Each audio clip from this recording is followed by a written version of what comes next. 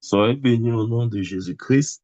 Nous allons nous exhorter ce matin sur le thème intitulé Ne suppliez pas avec son nom. Amen. Je reprends. Ne suppliez pas avec son nom. Bien-aimé, il y a ce mauvais christianisme qui nous dit que nous devons supplier, nous devons être des mendiants. Et nous voyons des chrétiens utiliser le nom de Jésus comme des petits mendiants. Oh Seigneur, oh s'il te plaît, ouais, pardon. Au nom de Jésus, Amen. Ça semble être spirituel, mais c'est de l'ignorance à l'état pur. Bien-aimé, jamais Jésus nous a encouragés à utiliser son nom dans un esprit de mendicité. Ce n'est pas ça, bien-aimé. Amen. C'est pourquoi ce matin, je nous encourage sur le thème Ne suppliez pas avec son nom. Dans 2 Corinthiens chapitre 5, verset 20,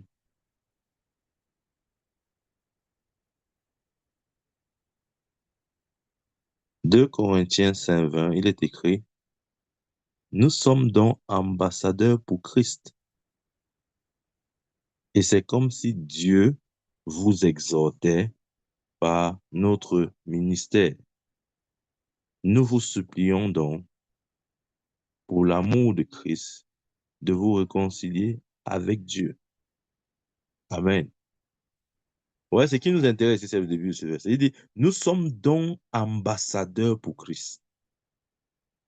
Bien-aimés, reprenons et considérons ce mot ambassadeur même dans notre contexte actuel. Un ambassadeur n'est pas quelqu'un qui supplie, qui mendie. C'est quelqu'un qui représente valablement son pays auprès d'un autre pays. Il n'est pas là pour mendier ou supplier auprès du gouvernement d'accueil, non. Il est là pour, euh, pour défendre les intérêts de son pays. Il est là pour faire valoir les intérêts de son pays. Amen. Et c'est comme ça que nous devons nous voir. Nous ne sommes pas des chrétiens qui sont là, ouais, Seigneur, pitié, non, pitié, pitié. Ouais, on aime ça. On dit, Bâtiment avait dit, aie pitié de moi, fils de David, aie pitié de moi. Voilà, alors les chrétiens aujourd'hui, ils disent aussi, aie pitié de moi, fils de David. Bien aimé. J'ai toujours dit la Bible que vous voyez là. La Bible est comme une pharmacie, n'oubliez pas ça. C'est une image qu'il faut toujours garder. La Bible est comme la pharmacie. Dieu merci, on a un docteur au milieu de nous. Elle comprend bien ça. Dans la pharmacie, vous avez plusieurs médicaments.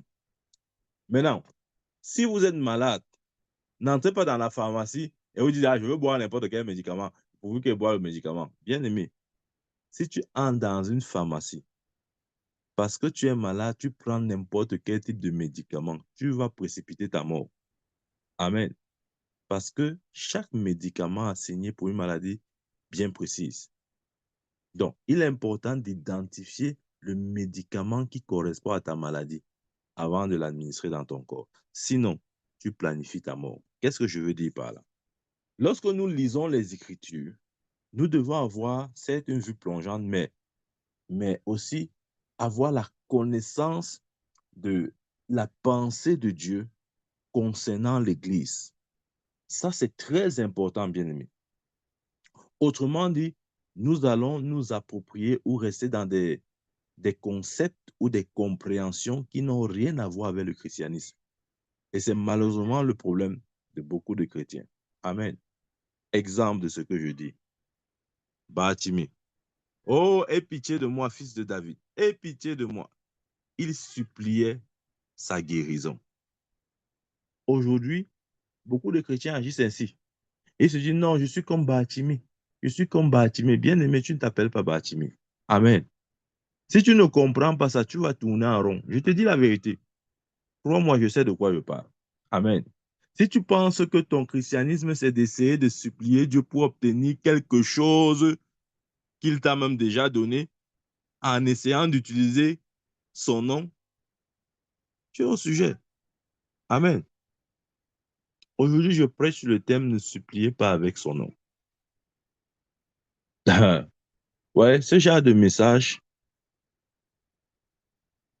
si nous n'avons pas une certaine maturité, nous n'allons pas comprendre. Parce que nous allons dire, bon, ça veut dire quoi? On ne supplie pas. Oui, c'est ce qu'il dit. On ne supplie pas. Amen. Un ambassadeur ne supplie pas.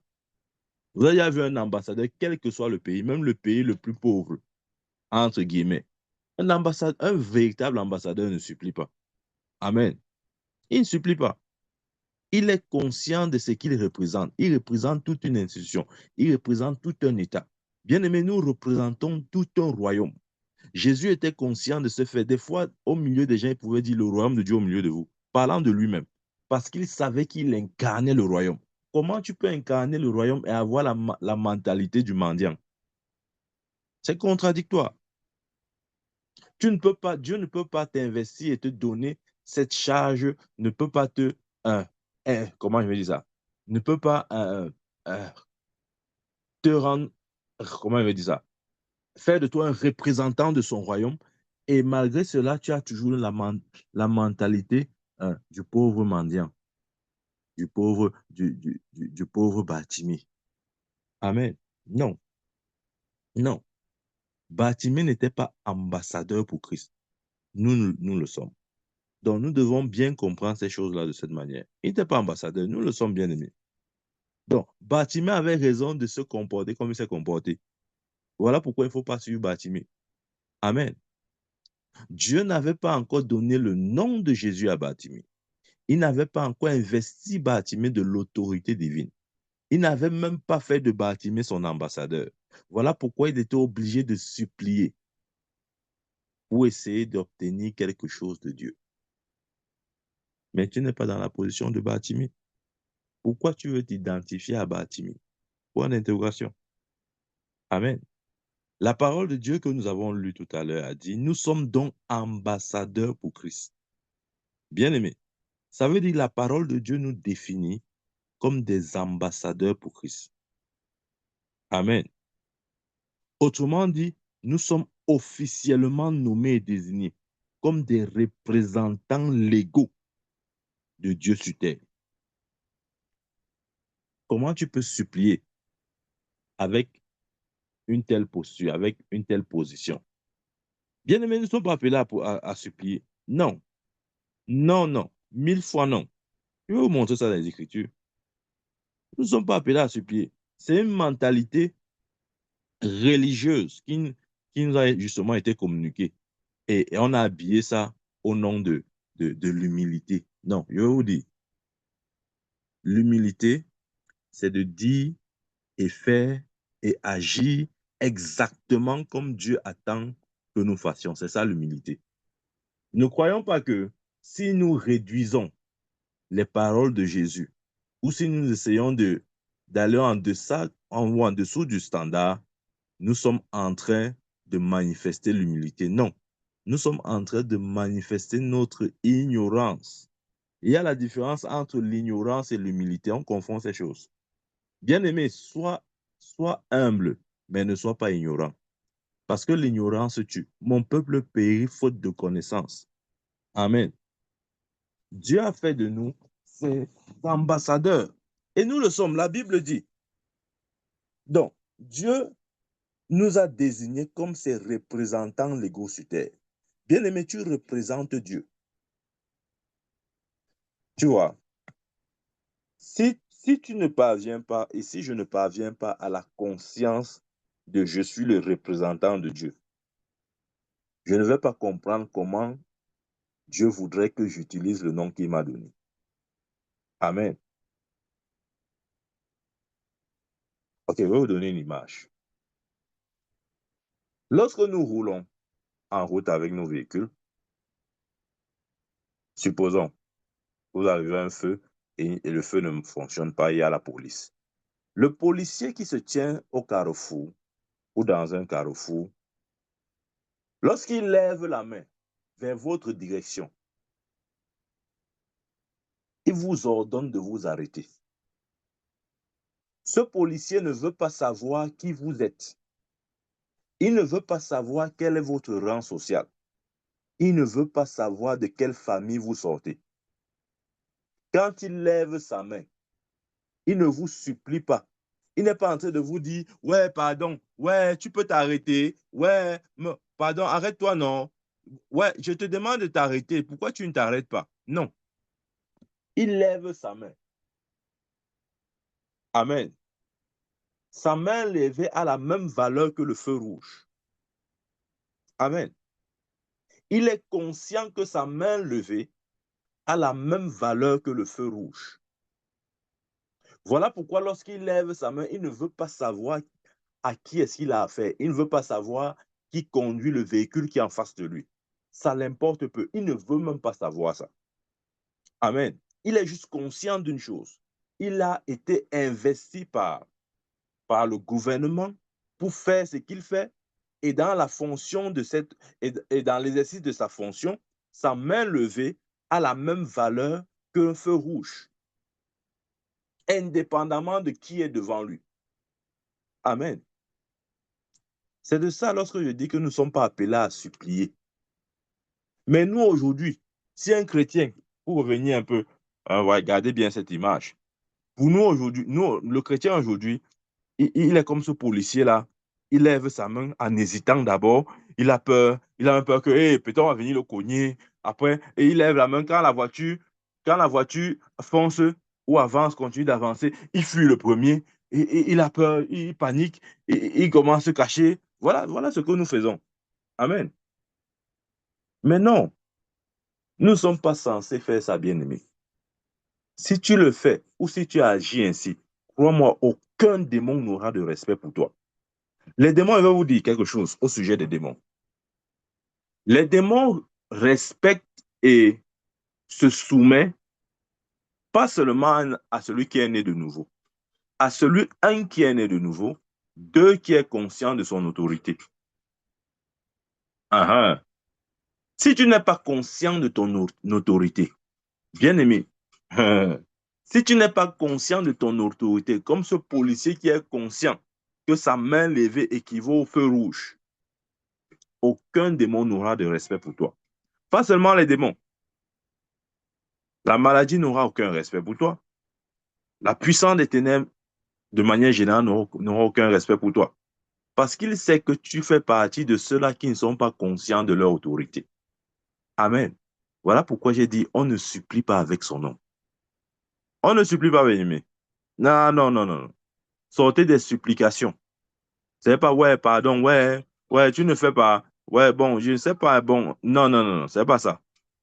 Amen. Dieu nous a mandatés. Nous avons reçu le mandat d'utiliser le nom de Jésus. Bien-aimé, on comprend l'expression recevoir un mandat. Quand tu as reçu un mandat pour faire quelque chose, celui qui t'a donné ce mandat, c'est celui-là qui te soutient. Amen. Ouais, quand le policier lève sa main en route, il sait que derrière lui, il y a tout l'État ou le gouvernement est celui-là qui le back up dans son activité, dans l'exercice de sa fonction. Ça veut dire que si tu essayes de le mépriser, parce que tu estimes que tu es je ne sais qui, tu auras affaire à l'État, au gouvernement. Ça ne sera plus une question du policier, ça sera une question du gouvernement. Amen. Voilà pourquoi lorsque tu es conscient de ton autorité et que tu les aises, les puissants des ténèbres n'ont pas de choix que de se fléchir. S'ils essayent de te tenir tête, bien-aimé, ça ne sera plus seulement à toi. Il aura affaire à tout le gouvernement de Dieu. Quand on parle du gouvernement de Dieu, je parle là des êtres, de l'ensemble des êtres angéliques, pour ne pas parler du Père, du Fils ou du Saint-Esprit. Amen. Voilà pourquoi il est important pour nous d'être pleinement conscients de notre autorité. Moi, je me rappelle un jour, pendant que j'étais en train de faire la délivrance d'une jeune fille, le démon qui parlait en elle m'a dit, toi là, tu perds ton temps. Il y a des pasteurs comme toi qui sont venus ici là. Et ils ont essayé de me chasser, me voici. Je ne suis pas parti. Et ils sont partis. Donc, ça sera pareil avec toi. Tu ne peux pas me chasser. Bien aimé, quand j'ai entendu le démon me dire ça, tu dois souffrir du complexe de supériorité. Amen. Il y a des phrases que tu ne dois pas laisser Satan te les avancer n'importe comment. Dès qu'il m'a dit, dès ce démon-là m'a parlé comme ça, là, ça m'a tellement énervé. Je vous dis la vérité. Ça m'a énervé mal. Amen. Parce que la Bible dit les autorités inférieures doivent se soumettre aux autorités supérieures. Et je sais, par nature, que je suis supérieur à toute la puissance de l'ennemi. Donc, même si Satan devrait se présenter lui-même en personne, en chair et en os, ça ne ferait aucune différence. Il est pour moi aussi, il a le même poids à mes yeux que le démon le plus faible. Amen. Parce que Jésus a dit, je vous ai donné le pouvoir de marcher sur les serpents, les scorpions, sur toute la puissance de l'ennemi, et rien ne pourra vous nuire. Alors, ce démon m'a dit, tu n'es pas le seul. Plusieurs pasteurs sont venus là, ils ont prié comme tu pries là. Personne n'a pu me chasser. Après, il dit que, il m'a encore dit quoi là? Ou c'est une grand-mère il avait dit c'était une grand-mère qui a plus de 300 ans et qui habite dans ce corps depuis l'adolescence de la fille en question, quoi, en fait. Il a possédé la fille depuis son adolescence et il veut détruire la vie de la fille. Et il m'a avancé des paroles comme ça, là. Mais lorsqu'il m'a dit que je ne peux pas les chasser, ça m'a énervé. Non, non, ça m'a énervé. Parce que quand il dit comme ça, là, il faut d'abord que je le punisse un peu. Amen. Avant de le chasser, il doit d'abord le fouetter. C'est comme ça qu'il fait, hein. Quand il attrape les démons qui parlent trop là, je les fouette d'abord avant de les chasser. Amen. Les gens disent comment tu fouettes les démons. Oui, c'est vrai. Donc, quand il m'a avancé ces paroles hautaines là, regardez, je vais vous dire, hein, le monde spirituel fonctionne à partir de la conscience qu'on a des réalités spirituelles. Quand tu marches, ne crois pas que tu es seul. Il y a des anges qui t'accompagnent, que tu sois conscient ou pas, que tu l'acceptes ou pas, que cela te plaise ou non. S'il est vrai, si c'est vrai que tu es né de nouveau, bien aimé, il est impossible, croyez-moi, il est impossible qu'un enfant de Dieu né de nouveau marche sans au moins un ange à ses côtés. C'est impossible, ça n'existe pas. Ça n'existe pas. Amen. Si Dieu ne t'a rien donné, c'est-à-dire le plus petit dans le royaume de Dieu a au moins un ange en permanence avec lui. C'est vrai. Maintenant, d'autres peuvent avoir davantage selon la nature de ton appel, de ta fonction, des choses comme ça, là, de ton ministère, etc. Vous voyez ce que je veux dire? Voilà, ce que je veux dire, c'est quoi? Revenons d'un cadre naturel. Euh, Peut-être lorsqu'on prend les autorités administratives, toutes les autorités, que ce soit préfet, sous-préfet, gouverneur, ministre, président, tous marchent avec la sécurité, quoi. Vous voyez? Chacun a au moins une sécurité à ses côtés lorsqu'il faut se déplacer. Mais la vérité aussi, c'est que euh, le degré de, de sécurité, disons comme ça, là, est fonction aussi de, de, de, de ta position. Je m'explique. La sécurité qu'on accorde à un sous-préfet n'est pas la même sécurité qu'on accorde à un premier ministre, par exemple, lorsqu'il se déplace. Ce n'est pas le même niveau de sécurité. Et la sécurité qu'on va donner à un ministre n'est pas la même sécurité qu'on va donner à un président. Mais tous marchent avec la sécurité. C'est comme ça que les enfants de Dieu nous sommes aussi. Nous marchons tous avec Quand je parle de la sécurité, je parle des anges. OK? Nous marchons tous avec des anges. Mais le, le nombre d'anges et le type d'ange dépend aussi de nos fonctions, c'est-à-dire de ce que Dieu a donné à chacun comme ministère à remplir. Vous voyez ce que je veux dire? Voilà. Donc, c'est juste une parenthèse que je faisais. Je reviens sur le témoignage. Donc, quand le démon m'a dit que oh, je ne peux pas le chasser, les pasteurs sont venus, ils ont fait pareil, ça m'a d'abord énervé. Je l'ai d'abord fouetté avant de le chasser. J'ai juste passé la commande parce que je sais que les anges sont toujours avec moi. J'ai juste passé la commande et dit, ange de Dieu, fouette-le. Je vous parle et Dieu m'est témoin. Dès que j'ai dit cette phrase-là, aïe, aïe, aïe, aïe, aïe. le démon s'est mis à crier, à taper son dos, à se retordre dans tous les sens. Parce qu'on le fouettait. C'est comme ça, je n'aime pas les démons bavards. Quand tu es bavard, ils te fouettent d'abord, avant de te chasser. Amen. Donc, bien aimé, tu dois être pleinement conscient de ton autorité. Dieu ne nous demande pas de parler avec eux, hésitation, comme si on entrait supplier. Tu vois, surtout quand tu as affaire à la puissance des ténèbres, on ne supplie pas, bien aimé. Montrez-moi un seul verset où Jésus a parlé en suppliant. Devant la mer, la tempête, il a dit, tais-toi. Et le silence est venu. Il n'a pas dit, ouais, ouais, pardon, non. Ouais, oh, la mer, ouais, la tempête. Oh, ouais, ouais, je veux me faire comment? Non, ce n'est pas comme ça. Les fils ne parlent pas comme ça. Amen. Les fils exercent leur autorité dans la conscience de qui ils sont. La Bible a dit, nous sommes ambassadeurs pour Christ. Tu dois être conscient de ça, bien-aimé. Je te dis la vérité. Ce sont les vérités. Ah. Il y a des vérités comme ça, des vérités euh, dont notre ignorance d'elles nous entraîne dans une vie, c'est-à-dire le manque de conscience de ces vérités-là nous entraîne dans une vie qui n'a rien à voir avec le christianisme. Amen. Nous sommes ambassadeurs. Bien aimé, sois conscient que tu es un ambassadeur. Quand tu marches, c'est le royaume de Dieu qui marche. Tu marches avec la sécurité céleste. Les anges t'accompagnent partout où tu vas. Peut-être tu crois que tu es seul, tu n'es pas seul. Ah non, tu n'es pas seul. Je vous avais aussi rendu ce témoignage de ça, c'était d'ailleurs un de mes contacts francs avec le ministère des Anges, où je vous disais comment bon, Dieu avait permis cette attaque pour me rendre conscient de la présence des anges à mes côtés.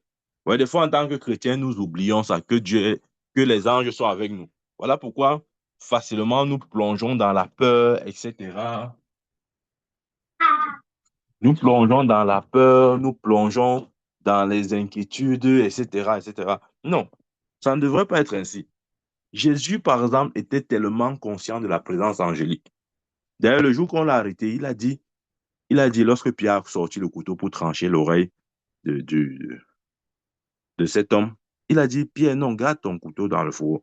Parce que c'était juste une question de force. Ne penses-tu pas que je prierai le Père à l'instant, il m'enverrait 12 légions d'anges, dont 72 000 anges. Donc, Jésus était conscient qu'à tout moment, il pouvait faire intervenir les anges. Bien aimé, tu dois être conscient de ça. Voilà pourquoi j'ai dit qu'on ne supplie pas avec son nom. La Bible dit que les anges obéissent à la voix de la parole. Ça veut dire que, hein, ça veut dire que si la parole de Dieu ne sort pas avec assurance dans ta bouche, les anges ne prendront pas cette parole pour l'exécuter. Amen. Or, un mendiant, c'est quelqu'un qui parle parfois sans assurance. C'est quelqu'un qui n'a aucune assurance, qui dépend plutôt de la réponse de son interlocuteur. Non, ce n'est pas comme ça, bien-aimé. Les anges veulent voir notre assurance avant de se manifester. Amen. C'est vrai. Donc, je donne ce deuxième témoignage où je vous disais, je l'ai hier rendu ici, là. Une fois de, pendant que j'étais en train de dormir, j'ai eu une vision. Dans cette vision, je me retrouvais à la maison, à la véranda, comme ça, là. Et subitement, comme ça, là, des assaillants, des hommes armés ont traversé la barrière. Lourdement armés, je vous dis la vérité. J'étais à la véranda, je ne sais plus ce que je faisais, je perdais le temps comme ça, là. Mais ils m'ont pris comme de surprise. J'ai dit que hey, c'est quoi ça? Ils viennent là, ils étaient nombreux, avec les armes. Et c'était clair, ils venaient m'abattre. Bien aimé, c'est pourquoi des fois tu vois un chrétien, il dort bien la nuit. Mais le matin, tu le trouves cadavre. Tu dis que je ne comprends pas. Il n'avait rien. Parfois, parfois. Et après le matin, on va aller à l'hôpital, on va dire arrêt cardiaque. Écoutez-moi très bien. Parfois. Pas tout le temps. Mais parfois, ils sont victimes des attaques nocturnes. Et face à certaines attaques, s'ils n'ont pas la victoire, certaines attaques peuvent provoquer la mort physique. Ce que je dis est vrai. C'est vrai.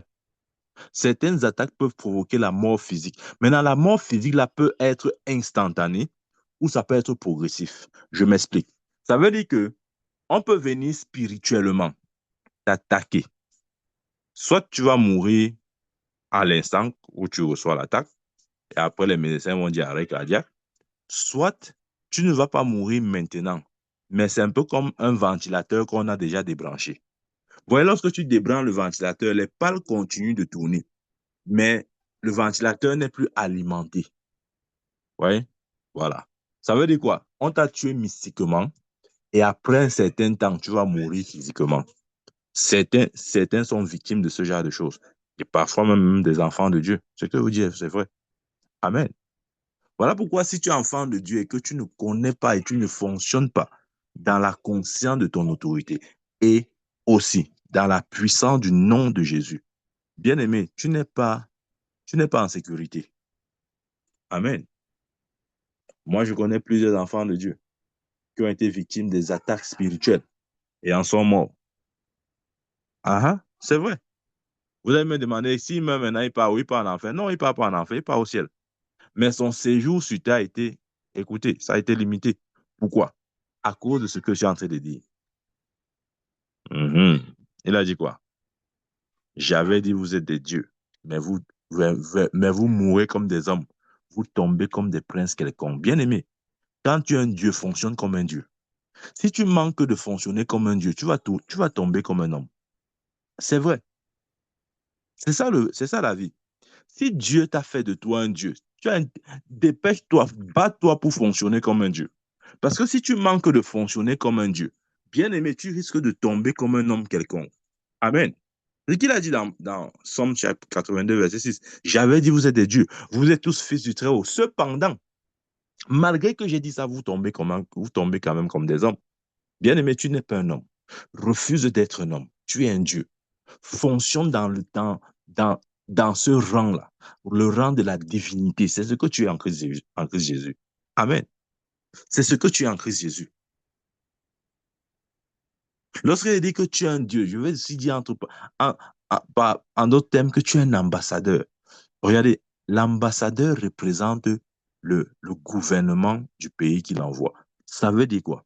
En tant qu'enfant de Dieu, en tant qu'ambassadeur, tu représentes Dieu. Vous imaginez quelqu'un tuer Dieu? Vous imaginez? On a dit qu'on a tué Dieu. Vous avez entendu ça où? Qu'on a annonce, news, on sort là, CNN sort, TV5 parle là, toutes les chaînes de radio, télé, annonce, Dieu est mort. Dieu est mort. Hey, de quoi est-ce qu'on parle? Bien aimé, tu es invincible. J'ai envie de dire, tu es immortel pour ceux qui veulent te tuer. Amen. Tu es immortel.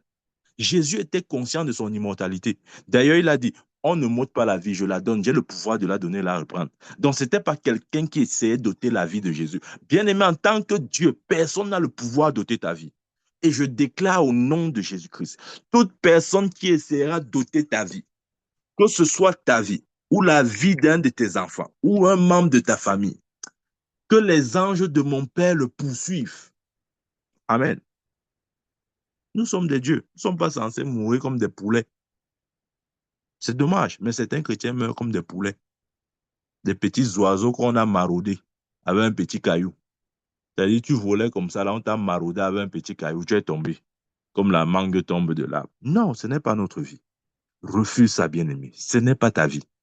Dieu ne t'a pas fait Dieu pour que tu finisses de cette manière. Non. Refuse de finir comme n'importe qui. Amen.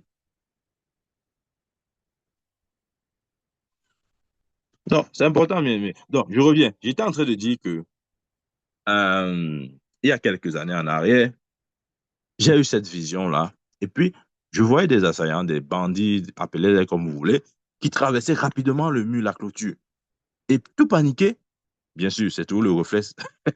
Le réflexe enfin, ça, c'est parfois le premier réflexe qu'on a lorsque la peur nous envahit. J'ai commencé à fuir. Je, je fuyais en cherchant à me cacher. Bien évidemment, c'était inutile parce que non seulement ils étaient plus rapides que moi, et ils avaient des armes que moi, je n'avais pas. C'est-à-dire quoi? Sur le plan de vue physique, c'est-à-dire visuel, ils avaient l'air d'avoir l'avantage sur moi. Mais spirituellement, j'étais supérieur à eux. Bien aimé, j'ai juste vu en ce moment les armes qu'ils tenaient. Mais je n'étais pas conscient des anges qui étaient autour de moi. Et c'est ça notre problème, bien-aimé. Nous marchons par la vue. Tu regardes une montagne, tu dis, ah, comment je vais la traverser. Je ne peux pas monter cette montagne. Je veux faire comment? Oh, ma part va s'arrêter ici. Bien-aimé, cette montagne se déplacera. Amen. Cette montagne se déplacera. Si tu es conscient de qui tu es, si tu réussis à prendre conscience de la sécurité céleste qui est autour de toi, ne sois pas comme Job. Job ne savait pas que les anges l'entouraient. Dieu le savait, Satan le savait, mais Job ne le savait pas. Satan dit à Job, ne l'as-tu pas protégé? N'as-tu pas établi une haie de protection autour de lui? La haie de protection, c'était le mur angélique. Job était inconscient de ça. Bien-aimé, beaucoup meurent parce qu'ils sont inconscients de cette haie de protection. Bien-aimé, sois conscient des anges autour de toi. Je te dis, ça, c'est une des clés de ta victoire chrétienne, la conscience du monde angélique. Amen.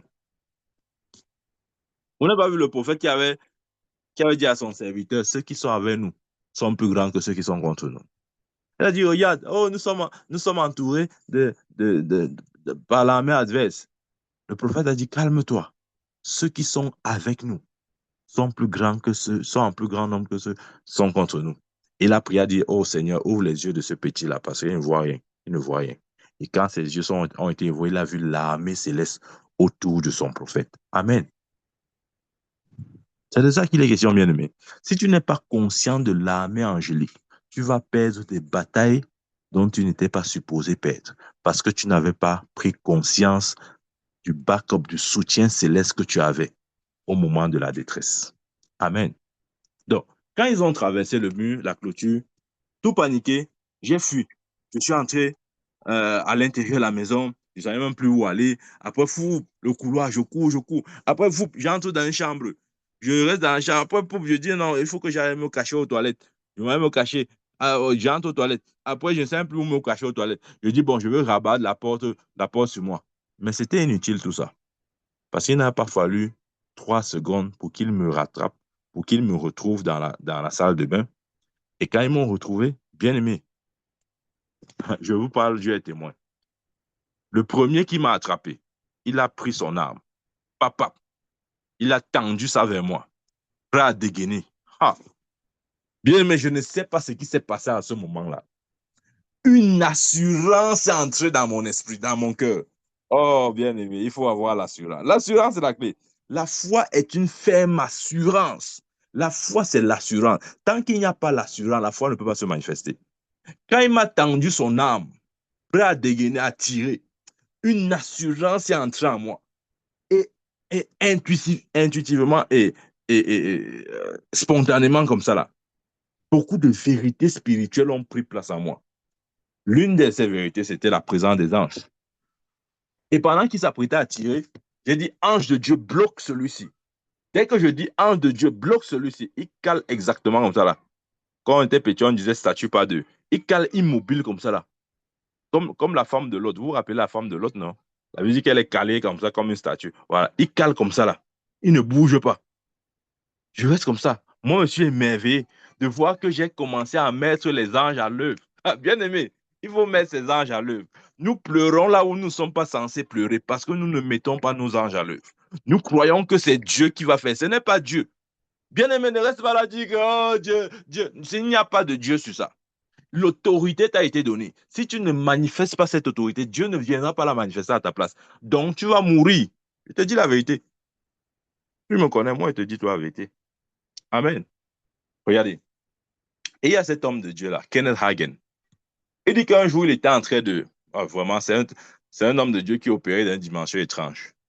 Lui, dans son ministère, il avait déjà eu 8 apparitions de Jésus. C'est-à-dire Jésus que tu pries là, que tu n'as jamais vu. Kenneth Hagin avait déjà vu Jésus 8 fois. Et lors d'une de ces apparitions-là, il dit que pendant que le Seigneur était en train de lui parler, de lui donner des instructions, de l'enseigner certains éléments des Écritures, etc., un démon est venu un peu comme un singe, s'interférer, se mettre entre lui et le Seigneur, quoi. Il faisait des grimaces comme ça, là, pour brouiller la communication, pour qu'il ne reçoive pas les paroles que Jésus lui donna à cet instant. Et dans sa conscience, Il avait vu le démon, il savait que Jésus l'avait aussi vu, mais lui, il attendait que Jésus chasse le démon. De l'autre côté, Jésus attendait que lui chasse les démons. C'est ça le paradoxe, c'est ça le problème. C'est que des fois, nous attendons que Dieu fasse quelque chose, et cependant, Dieu attend que nous fassions ce qu'il nous demande, ce que nous lui demandons de faire. Donc, pendant un bon temps, le démon a essayé de, de, de, de, de perturber la communication. Et quand Papa Kennehagen s'est énervé, à un moment donné, il en avait marre, il a pris l'autorité sur le démon, et le démon est parti. Quand le démon part, Jésus, non seulement il ne s'est pas arrêté de parler, il n'est pas revenu sur les parties où le démon était en train de perturber la communication. Donc finalement, Kenneth Hagin a perdu cette partie-là. C'est d'abord la première conséquence du refus d'utiliser son autorité. Il a perdu une bonne partie de la communication. Comme beaucoup d'enfants de Dieu, nous perdons une bonne partie de nos bénédictions parce que nous refusons d'utiliser notre autorité en Christ Jésus. Amen. Il attendait que Jésus chasse le démon. Jésus attendait que lui chasse le démon. Et quand finalement il a chassé le démon, après il a quand même dit que non, il faut que je pose la question à mon maître. Il dit, mais maître, tu n'as pas vu le démon qui venait, qui est venu au milieu de nous là? Jésus a dit que j'ai vu, j'ai bien vu même, mais je ne pouvais rien faire. Il dit quoi? Tu ne pouvais rien faire? En fait, il se dit, attends, le Dieu Tout-Puissant ne peut rien faire devant un démon? C'était un peu choquant pour lui. Et Jésus a répondu, oui, je ne pouvais rien faire. Il était curieux, il dit, mais pourquoi tu ne pouvais rien faire? Il dit, parce que je vous ai donné l'autorité. Waouh! Kenneth Hagin dit que depuis ce jour, quelque chose a changé dans sa pensée. Quelque chose a changé dans son esprit. Amen. Jésus ne pouvait pas chasser le démon. Pourquoi? Parce qu'il a donné l'autorité à l'Église. Marc 16, voici les signes qui accompagneront ceux qui auront cru. En mon nom, ils chasseront les démons. Bien aimé, c'est nous qui chassons les démons, ce n'est pas Jésus. C'est pourquoi les religieux sont en train de dire que c'est Jésus qui chasse les démons. Jésus ne chasse pas les démons. Il n'a pas l'autorité pour chasser les démons. C'est l'Église qui chasse les démons. Parce que l'autorité qu'il avait pendant qu'il était sur terre, il a dit, comme le Père m'a envoyé, moi aussi je vous envoie. Il nous a remis cette autorité. Regardez, sur terre qui chassait les démons. C'était Jésus, ce n'était pas le Père. Le Père ne chassait aucun démon sur terre. C'était Jésus qui chassait le démon. Amen. Le fou de Gadara, pour chasser les démons, c'est Jésus qui initiait, qui utilisait son autorité pour le faire. Il ne disait pas, oh Père, ouais, le Père, tu ne viens pas. Ouais, Père, ouais, viens chasser le démon sinon. Non, bien aimé. C'est ça que je dis aujourd'hui, ne suppliez pas avec son nom. Amen. Il était conscient que s'il faut manifester le royaume de Dieu sur terre, c'est lui, c'est par lui. C'est pas sa main, c'est pas sa bouche, c'est pas ses pieds, c'est pas ses yeux. Dieu l'utilisait pour le faire. Soyons conscients, ayons la même conscience, bien-aimé. Ne raison pas la croire que non, Dieu va faire, il va rien faire. Je t'ai dit aujourd'hui. Maintenant, tu commences à comprendre pourquoi certaines choses traînent ou perdues dans ta vie. Parce que parfois, tu attends que Dieu fasse ce que tu es censé faire. Il ne fera pas. Amen. Donc, je reviens avec mon témoignage. Donc, quand le premier assaillant est venu, on m'a tendu l'âme, prêt à dégainer, j'ai dit à l'instant, une assurance a jailli dans mon esprit. Et à ce moment, ne me demandez pas comment, mais j'ai su, je savais qu'ils étaient là, mes anges étaient là. J'ai dit, ange de Dieu, bloque celui-ci. Dès qu'il dit bloque celui-ci, il cale comme ça là. Statue pas d'eux, il ne bouge plus. Le deuxième vient, il sort son âme, il veut dégainer. Je dis, bloque encore celui-ci. Bien aimé. Maintenant, je tendais seulement le doigt comme ça sur chacun d'eux. Dès que je tends le doigt, allez, l'ange pas bloqué. Je tends, je les ai tous immobilisés avec un seul ange. Maintenant, il veut nous poser une question. Vous pensez que l'ange là est apparu au moment où j'ai dit ange de Dieu bloque celui-ci? Non. L'ange là était avec moi depuis la véranda. Mais parce que je n'étais pas conscient de sa présence, la peur dans mon esprit à ce moment m'a amené à fuir. Et pendant que je fuyais, il fuyait aussi, il était derrière moi, il fuyait avec moi. Il dit, hey, Qu'est-ce qui se passe avec Michael aujourd'hui? Maître, Michael, qu'est-ce qui se passe? Moi, si là, je cours, seulement, je cours. L'ange derrière moi dit, ouais, le gars, il court, pourquoi? Pourquoi il ne m'invoque pas? Pourquoi il ne me dit, il me donne pas les ordres? Je suis à son service. Écoutez, la Bible dit que les anges sont les esprits, OK, envoyés de Dieu pour exercer un ministère en faveur de ceux qui vont hériter le royaume. Donc, leur ministère, c'est de nous servir. Amen. Je peux imaginer ce jour-là. Comment je suis en train de courir. Et l'ange aussi derrière moi, il court aussi avec moi. Et il ne comprend pas ce qui se passe. Il dit, mais celui-ci est un comment? Pourquoi il ne me dit, il ne me donne pas d'instruction? Il ne me donne pas d'instruction. Moi, je suis les coups seulement derrière lui, comment? Amen. Bien aimé, quand je parle, tu peux rire, mais c'est ce que toi-même tu fais. Des fois, lorsque les anges attendent des instructions, tu commences à fuir comme moi, je fuyais là. Marathon. Tu deviens Usain Bolt. Tu fuis quoi? Tu ne peux pas fuir. Amen. Tu ne peux pas fuir devant tes ennemis. Tu dois les affronter et les vaincre. Ce n'est pas la fuite. Ce n'est pas la fuite, bien aimé. Ne crois pas que la fuite est un moyen échappatoire. Il n'y a aucun moyen échappatoire. Le seul moyen, c'est d'affronter et vaincre. Point final. Et depuis ce jour-là, j'ai fini par comprendre que je ne suis pas seul. Bien aimé, tu n'es pas seul. Je dis, tu n'es pas seul. Tu peux croire que tu es seul parce que physiquement, tu ne vois personne autour de toi. Mais je peux te rassurer que s'il est vrai que tu es né de nouveau, les anges de ton Père sont autour de toi. Ils attendent des fois une instruction pleine d'assurance. Amen. Pour se mouvoir. Jésus savait ça. Il était conscient du ministère des anges. Il avait dit à Pierre, Pierre, ce n'est pas une histoire de force. Si c'était le cas, à l'instant, j'invoquerai mon Père. Il enverrait instantanément 12 légions d'anges. C'est-à-dire 72 000 anges. Imaginez-vous. Jésus disait que je suis capable de commander à l'instant 72 000 anges. Bien aimé, je ne pense pas que ces soldats, cette nuit qui venaient arrêter Jésus, étaient au nombre de 72 000. Ils étaient juste quelques soldats, peut-être une poignée de soldats. Mais Jésus dit qu'il est capable d'invoquer 72 000 anges. À l'instant, ils se manifestent. Ils ne viennent pas jouer, ils viennent. Vous connaissez comment les anges sont. Ils viennent provoquer le chaos. Amen. Donc, nous devons être conscients. Ne supplie pas avec son nom.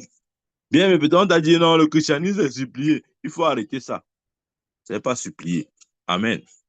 Je t'ai dit aujourd'hui, ce n'est pas supplier. Tu peux supplier, tu n'auras rien. Amen. Bien aimé, supplier il n'y a aucune garantie dans la supplication, dans la mendicité. Pour nous aujourd'hui en tant qu'Église, pour nous aujourd'hui ayant reçu l'autorité, pour nous aujourd'hui ayant reçu le nom, ayant été investis de tout le pouvoir divin, la supplication ne présente aucune garantie. Amen. Il faut bien comprendre ça, bien-aimé. Sinon, tu seras, entre guillemets, déçu. Déçu pourquoi? Parce que tu pensais que il y a certaines choses que Dieu devait faire, où tu vas te dire, ah non, Dieu n'a pas honoré sa parole, Dieu n'a pas fait ci, Dieu n'a pas fait ça pour moi. Alors que dans la pensée de Dieu, c'est toi qui devais le faire.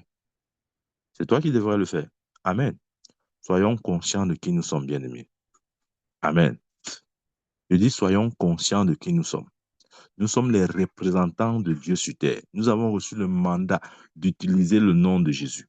Nous agissons au nom de Jésus. Amen. Bien aimé, j'espère qu'on comprend ce que veut dire lorsqu'il dit que nous agissons au nom de Jésus. Ça veut dire que ce que nous faisons, c'est comme si Jésus lui-même le faisait. Amen. Nous agissons en lieu et place de Christ. C'est ça, agir au nom de Jésus. Ça veut dire que c'est comme si c'est Jésus lui-même qui le faisait. Et vous vous imaginez, Jésus agit dans la mendicité, dans la supplication. Non, il ne suppliait personne. Il ne suppliait personne. Amen. Il ne suppliait même pas le Père pour utiliser le pouvoir qu'il avait reçu de lui. Non. Non, il ne suppliait pas. Il agissait. Amen. C'est vrai. Devant Lazare, il dit, Lazare, sors. Lazare sort. Devant la tempête, il dit, tais-toi. la tempête se tait. Ouais, il avait plusieurs façons d'agir, mais il agissait avec assurance, autorité, étant conscient de qui il est. Sais-tu qui tu es, bien-aimé? Sais-tu qui tu es? Je te pose cette question ce matin. Sais-tu qui tu es? Amen. Bien-aimé, lorsque nous agissons au nom de Jésus, c'est comme si Dieu lui-même ou Jésus lui-même faisait ce que nous faisons. En fait, c'est comme si Jésus le faisait à notre place. Amen. Parce que nous parlons de sa part, nous parlons à sa place et de sa part lorsque nous utilisons le nom de Jésus. Voilà pourquoi nous ne devons pas supplier. Parce que Jésus n'a jamais supplié quiconque pour utiliser son autorité, même pas le Père. Il n'y a aucun verset où Jésus a dit, ouais, Père, je te supplie que... Ouais, non, il ne suppliait pas, bien-aimé. Encore moins face aux forces des ténèbres. Amen. C'est vrai. Mais aujourd'hui, certains chrétiens supplient avec le nom de Jésus. Bien-aimé, ce n'est pas bien. Tu ne peux pas avoir reçu le nom de Jésus et tu es entré dans, et tu es dans les supplications de mendicité. Non. Non, ce n'est pas ça le christianisme. Amen. Dis-moi un peu. Comment est-ce que tu réussis à supplier avec le nom le plus grand, le nom le plus puissant qui soit? Ce n'est pas possible, bien-aimé. Refuse de supplier. Tu ne supplies personne. Amen. Le nom de Jésus est le nom le plus grand dans tout l'univers. Amen. C'est le nom qui a reçu tout pouvoir, toute autorité. Et il nous a donné ce nom afin que nous vivions par ce nom. Donc nous ne sommes pas censés supplier en utilisant le nom de Jésus. Non, ce n'est pas ça le christianisme. J'ai dit au début, ne sois pas Bartimée. Bartimée qui a dit, oh David, fils de David, aie pitié de moi. Beaucoup de chrétiens sont comme ça. Voilà. C'est comme ça que nous sommes. On est là, fils de David, aie pitié de moi. Non, non, non. Hein? Je ne suis pas Bartimée. Si tu veux, sois Bartimée. Moi, on ne m'appelle pas Bartimée. Amen. Moi, je m'appelle Michael. Je ne m'appelle pas Bartimée. Le nom de Jésus est le nom suprême, au-dessus de tout. Aucun nom n'est égal à ce nom. Dans Philippiens 2, il dit, c'est pourquoi Dieu l'a souverainement élevé et lui a donné le nom au-dessus de tout nom, afin qu'au nom de Jésus, tout genou fléchisse. C'est pourquoi Dieu aussi, Dieu l'a souverainement élevé. Amen. Dieu a élevé qui? L'homme Jésus. C'est d'ailleurs la raison pour laquelle celui qui est assis sur le trône de Dieu au ciel, c'est l'homme Jésus. Je vais vous dire, quand on sera au ciel, les gens croient que, là, d'ailleurs, l'Apocalypse en parle, il y a un seul trône, il n'y a pas deux trônes, encore moins trois trônes. Ne croyez pas qu'au ciel, il y a le trône du Père, à côté, là, vous allez voir le trône du Fils, et à l'angle, là, le trône du Saint-Esprit. Non, ce n'est pas ce que la Bible dit. Il y a un seul trône. Amen. Et Apocalypse dit que celui qui est assis sur le trône, c'est l'homme Jésus. Celui qui a marché à Nazareth, c'est celui qui est assis sur le trône. Amen. Et lorsque il a accompli cette obéissance en allant à la croix, à sa résurrection, Dieu l'a souverainement élevé. La résurrection de Christ marque aussi son élévation. L'élévation qu'il a reçue de Dieu. L'élévation souveraine de Dieu au-dessus de tout. Amen. Dieu l'a souverainement élevé, la Bible dit dans Philippiens 2, verset 9, Dieu l'a souverainement élevé et lui a donné le nom au-dessus de tout nom. Bien aimé, je vais vous dire ce que ça veut dire. Ça veut dire qu'aujourd'hui, le nom de Jésus, au moins pour ce qui est du système dans lequel nous sommes, c'est-à-dire ici sur terre. OK? Parce que la Bible dit que le nom de Jésus a été donné aux hommes. C'est le nom qui a été donné aux hommes par lequel nous devons être sauvés. OK? Dans le nom de Jésus, comment il va expliquer ça, Seigneur? Le nom de Jésus a de l'influence dans le ciel, sur la terre et sous la terre. Ça, c'est vrai. La Bible dit à la mention de son nom, tout genou fléchit dans les cieux, sur la terre et sous la terre. Mais l'opération de ce nom-là, c'est à l'Église que Dieu a donné. Ça veut dire quoi? Ça veut dire que D'ailleurs, lorsque nous lisons la Bible, euh, Jésus a plusieurs noms. Et Jésus signifie Dieu sauve. OK? Et Dieu a sauvé qui? Dieu a sauvé les hommes. Donc, c'est le nom que Dieu a donné aux hommes par lequel ils doivent être sauvés. C'est ce que la Bible dit. Amen. Mais au ciel, le Seigneur, notre Seigneur, a plusieurs noms. Amen. Il a plusieurs noms.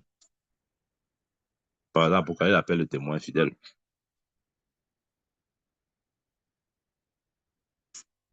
Ailleurs, on va dire l'étoile brillante du matin.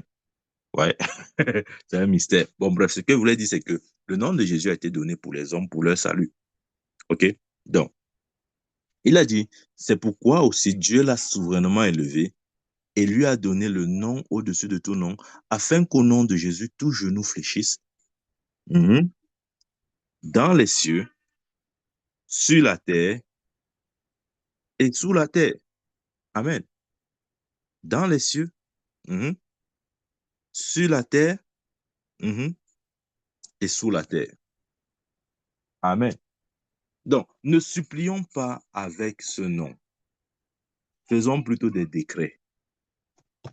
Soyons comme ce policier au carrefour. Quand il lève sa main en sifflant, quand il siffle dans son sifflet là, en levant sa main, c'est un décret. C'est un décret de stop. Et j'ai dit sa main levée équivaut au feu rouge. Amen. Soyons comme ce policier. Faisons des décrets. Il siffle avec son sifflet. Il lève sa main. Amen. Il siffle pour attirer ton attention. Pour que tu ne dises pas que tu n'as pas compris. Et maintenant, sa main levée, c'est son autorité. Amen. Donc, c'est important aussi que nous agissions ainsi. Nous devons agir avec le nom de Jésus en prononçant des décrets. Amen. En prononçant des décrets. Ouais, on ne fait pas les décrets dans la supplication, dans la timidité, dans la peur, dans toutes ces choses. Non. Le décret demande de l'assurance. Amen. Le décret demande, faire des décrets demande de l'assurance. Ce n'est pas pour les peureux, ce n'est pas pour les mendiants. Ceux qui mendient le nom de Jésus ne peuvent pas faire des décrets. Amen. Je vais vous donner un exemple. Souvenons-nous de l'apôtre Pierre. Dans Actes chapitre 3, voyons comment il a utilisé le nom de Jésus comme un instrument contre l'infimité et la paralysie. Oh, c'est merveilleux, bien-aimé. Il a utilisé le nom de Jésus comme un instrument pour s'attaquer, pour résister et pour détruire l'esprit d'infimité et de paralysie dans la vie de cet homme boiteux. Amen. C'est vrai. Il a dit à cet homme, regarde-nous. Ouais, un homme boiteux depuis sa naissance. Vous imaginez? Il dit, regarde-nous. Pourquoi il dit, regarde-nous? Il veut son attention. Amen. Il dit, regarde-nous. Je n'ai ni argent ni or, mais ce que j'ai, je te le donne. Au nom de Jésus-Christ de Nazareth, lève-toi et marche. C'est de ça lorsque je dis que nous ne sommes pas appelés à supplier avec son nom. Amen. Nous faisons des décrets dans la conscience de qui nous sommes ambassadeurs. Nous utilisons le nom pour faire des décrets. Je n'ai ni argent ni or, mais ce que j'ai, je te le donne. Qu'est-ce qu'il avait? Il avait le nom de Jésus. Bien-aimé, je vais te dire. Peut-être tu dis, ah, mon pauvre, je n'ai rien, je n'ai rien. C'est toi qui dis que tu n'as rien. Dieu t'a donné tout. Le nom de Jésus, c'est tout ce dont tu as besoin. Tu n'as pas besoin de plus que cela. Amen. Tu n'as pas besoin de plus d'argent ou de plus d'or. D'ailleurs, Pierre avait dit, l'argent, je n'ai pas. L'or, je n'ai pas. Mais ce que j'ai, ce que j'ai. Bien-aimé, donnons au monde ce que nous avons reçu. La chose la plus précieuse, qui vaut beaucoup plus que l'or et l'argent, c'est le nom de Jésus. Il dit ce que j'ai, j'ai quelque chose à te donner qui est au-dessus de l'or et l'argent. Tu es ici boiteux depuis ta naissance. Tu attends l'aumône. Tu attends qu'on te donne un peu d'argent. Mais je vais te donner plus que de l'argent aujourd'hui. Je vais te donner plus que de l'or. Je vais te donner ta guérison. Je vais te restaurer. Et pour ce faire, et pour le faire, je vais utiliser le nom de Jésus comme un instrument pour faire des décrets et rendre toute forme conforme, toute chose conforme dans ta vie, pour te restaurer et te restituer ta santé perdue. Parce qu'elle dit qu'on ne supplie pas avec le nom. Pierre n'a pas dit, ouais, pardon, non, ouais, bon, attends, Jésus, s'il te plaît, non, ouais, Jésus, ouais, tu ne vois pas que celui-ci, il est boiteux depuis, oh, s'il te plaît, Jésus. Non, il a dit, je n'ai ni argent ni or. Quand il a dit, regarde-nous, le boiteux attendait que Pierre fouille sa poche et sorte quelques pièces d'argent. Mais il a dit, non, je vais te donner aujourd'hui plus que de l'argent. Amen. Et dit, je n'ai ni or ni argent, mais ce que j'ai, je te donne. Je te le donne. Bien-aimé, donnons au monde ce qu'on a reçu. Ce que Pierre a reçu, c'est ce que tu as reçu. Ce que Jean a reçu, c'est ce que tu as reçu. Qu'est-ce que nous avons tous reçu en commun? Le nom de Jésus. Et la Bible dit que quoi? Que c'est la chose la plus importante parce que c'est le nom qui a été élevé au-dessus de tout nom, afin qu'à son nom, tout genou fléchisse dans les cieux, sur la terre et sous la terre. Bien-aimé, tu veux encore quoi d'autre que soit au-dessus de ça? L'argent périra, l'or périra, mais la parole de Dieu, le nom de Jésus subsistera à toujours. Amen. Je n'ai ni argent ni or, mais ce que j'ai, je te le donne. Au nom de Jésus-Christ de Nazareth, lève-toi et marche. Amen. Bien-aimé, je veux te dire, ce n'était pas la prière. Ouais, les gens aiment ça, la prière. Ce n'était pas la prière ici, là. Il faut bien lire ta Bible. Ici, Pierre n'a pas fait une prière. Il a passé un décret. Voilà pourquoi il dit on ne supplie pas avec son nom. On aime trop supplier. Il faut sortir des supplications, là. Les mendiants. Ah, Seigneur, pardon. Non, non, non, il n'a pas fait là. Il n'a pas fait ça. Ce n'était pas la prière. Pierre ne s'est pas lancé dans une prière pour guérir ce malade. Bien aimé, on aime trop la prière. Des fois, Dieu n'attend pas qu'on fasse des prières. Parfois, Dieu attend qu'on passe des décrets. Amen. Parce que la Bible dit la parole du roi est puissante. Vous n'avez pas lu ça dans votre Bible. La parole du roi est puissante. Il a dit qu'il a fait de nous des prêtres, des sacrificateurs, des rois pour Dieu son Père. Nous sommes des rois, notre parole est puissante. Je n'ai ni argent ni or, mais ce que j'ai, je te le donne. Au nom de Jésus-Christ de Nazareth, lève-toi et marche. Ce n'était pas la prière. Amen. Pierre ne s'est pas mis à supplier Dieu de guérir cet homme, comme nous aimons faire. Oui, on aime faire ça. Je dis qu'on aime faire ça. On aime faire ça. Je te dis que tu aimes faire ça. Nous aimons supplier Dieu de guérir. Non, non, ce n'est pas ça, bien-aimé. Amen. Ah, j'aime bien sur le sujet, parce qu'on parle de la guérison. Sur le sujet de la guérison, j'aime bien le mode opératoire de Pasteur Christ. Bien-aimé, quand vous voyez Pasteur Christ guérir les malades, oh là là, vous voyez exactement l'apôtre Pierre. Je vous dis comment il guérit les malades.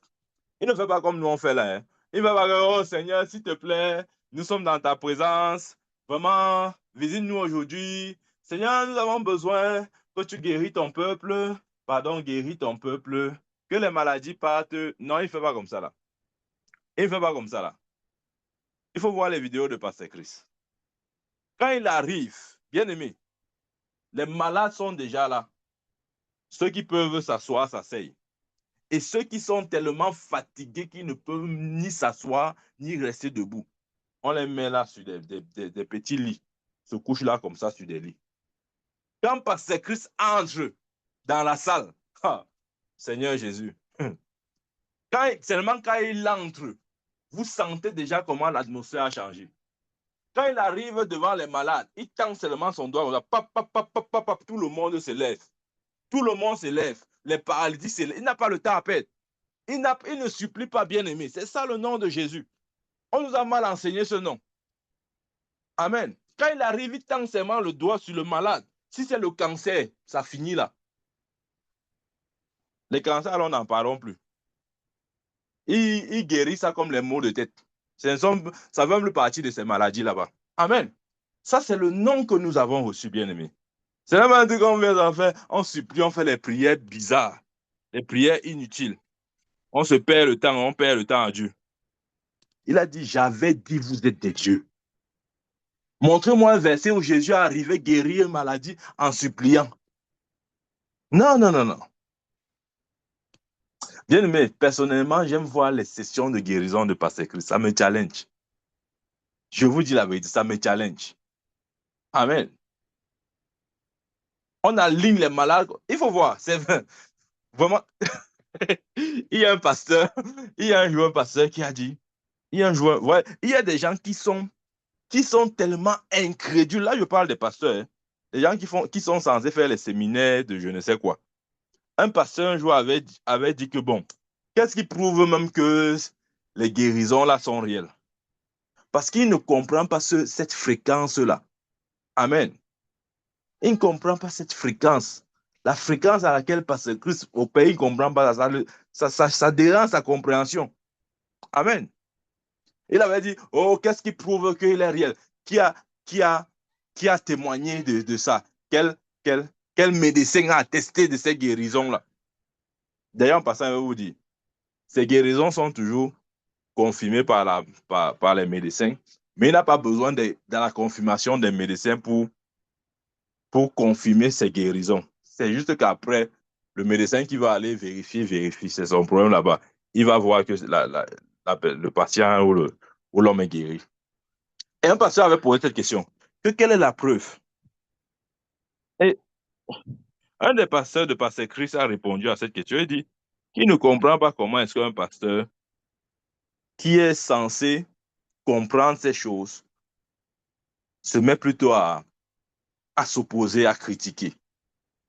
Et il dit que non, non, non, ce sont les médecins qui doivent confirmer vos guérisons.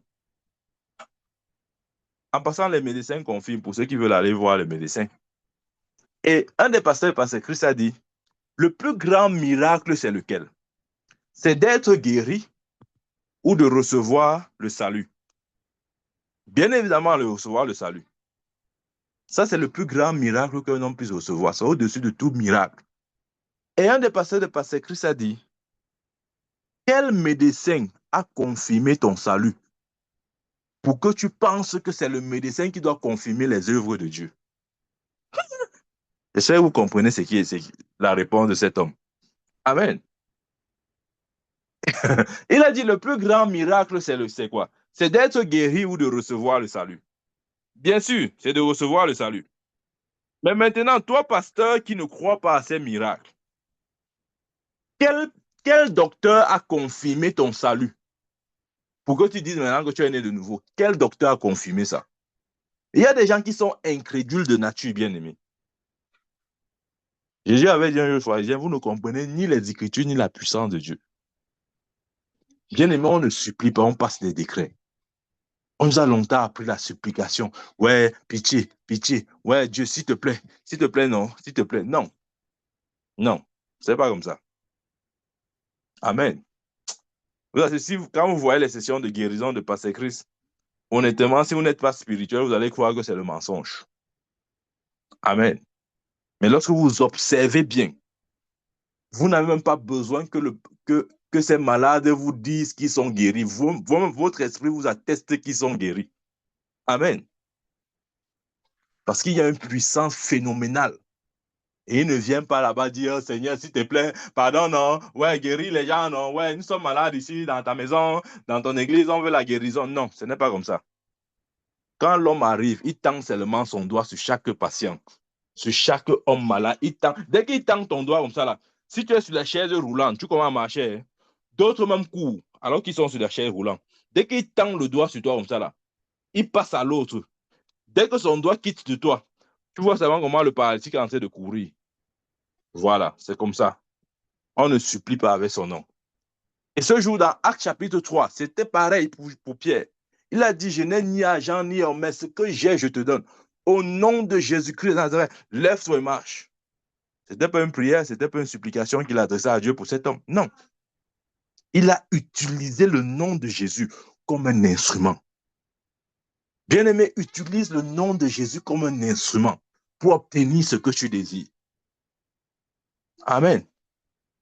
Tu as suffisamment attendu que Dieu fasse.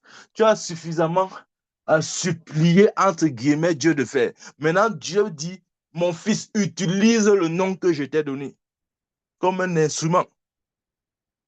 Amen. Mais tu vois, tu dois être enraciné aussi dans la parole. Ça, c'est vrai. Parce que quand on dit utiliser le nom comme un instrument, là, si tu n'es pas enraciné dans la parole de Dieu, bien aimé, ça ne va pas forcément fonctionner. Voilà. Faut qu'ils te disent aussi ça.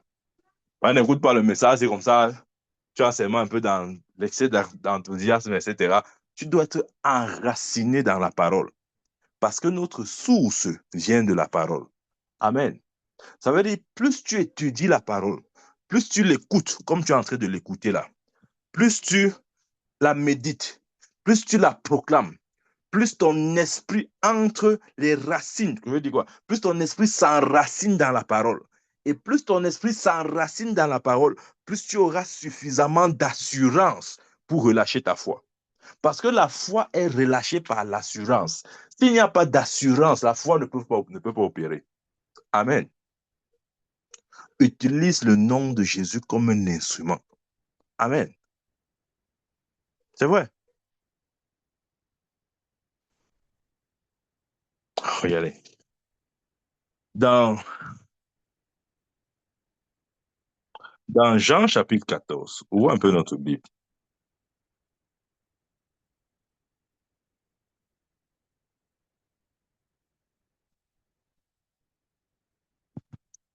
Dans Jean chapitre 14, verset 14, il dit,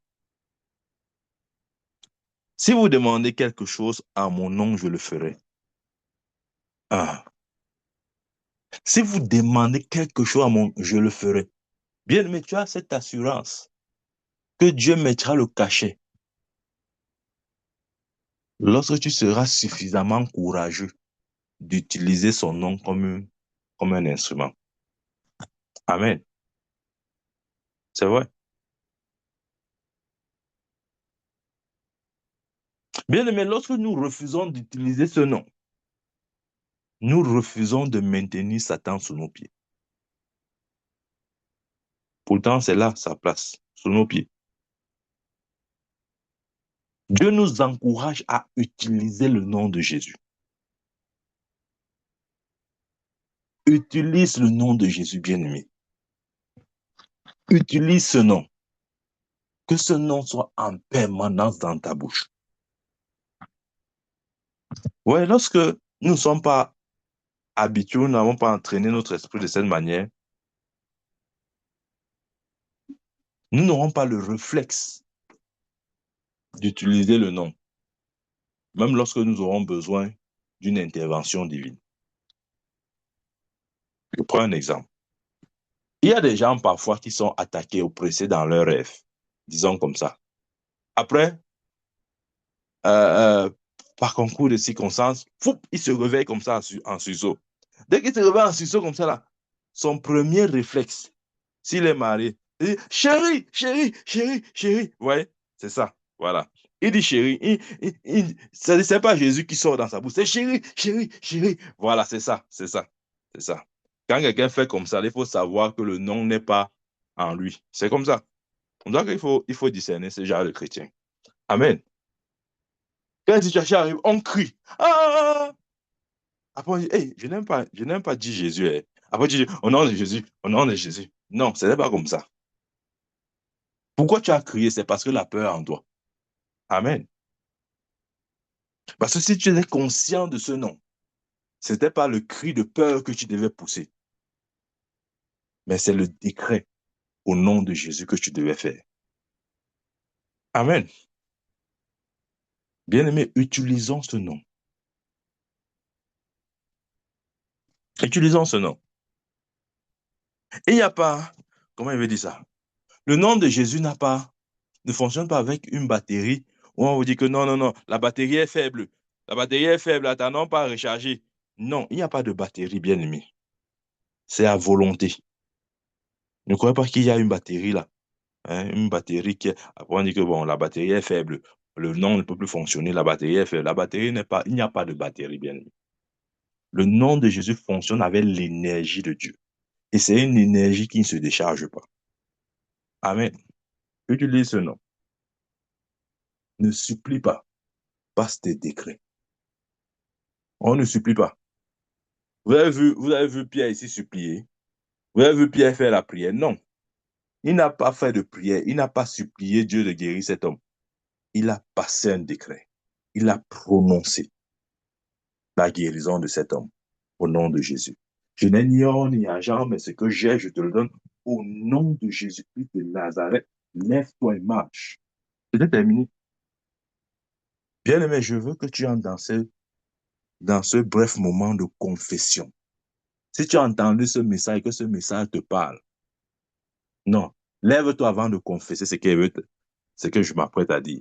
Lève-toi. Si tu es couché, lève-toi d'abord. Si tu es assis, lève-toi. Mais tu as été longtemps couché, tu as été longtemps assis. Maintenant, il faut être debout. Amen. Il faut être debout spirituellement. Lorsque je te demande de te lever, c'est une action prophétique. Je veux simplement que ton esprit soit maintenant debout. Ton esprit a été longtemps couché. Ton esprit a été longtemps assis. Maintenant, Dieu me dit de te dire que ton esprit se lève. Amen. Parce que pour utiliser le nom de Jésus comme un instrument ou pour faire des décrets, ton esprit doit être debout. Un esprit couché ne peut pas utiliser ce nom de cette manière. Un esprit assis ne peut pas. Il faut que tu sois debout, bien-aimé. Amen. Ézéchiel pouvait dire, lorsque l'esprit entra en moi, je me mis debout. Amen. Tu dois être spirituellement debout. Pour ça, j'aimerais traduire cette réalité par cette action prophétique. J'ai dit, si tu es couché pendant que tu m'écoutes, lève-toi. Si tu es même assis, lève-toi. Avant de confesser les paroles dans lesquelles j'aimerais te conduire. Amen. Dis juste après moi, Père céleste, répète juste cette prière comme venant de toi. C'est pas une prière, c'est une confession. Dis Père céleste, merci de m'avoir accordé le mandat d'utiliser le nom de Jésus pour effectuer les changements désirés. Je profite de cet instrument magnifique pour mettre le diable et ses démons, le péché, la maladie, la mort à leur place. Les circonstances de ma vie sont contraintes à concourir à mon bien. Au nom de Jésus-Christ. Amen. Amen. Amen. Amen. Sois encouragé, sois béni, bien-aimé. Utilise le nom de Jésus comme un instrument. Ne supplie pas avec son nom. Que Dieu te bénisse. Amen. Amen.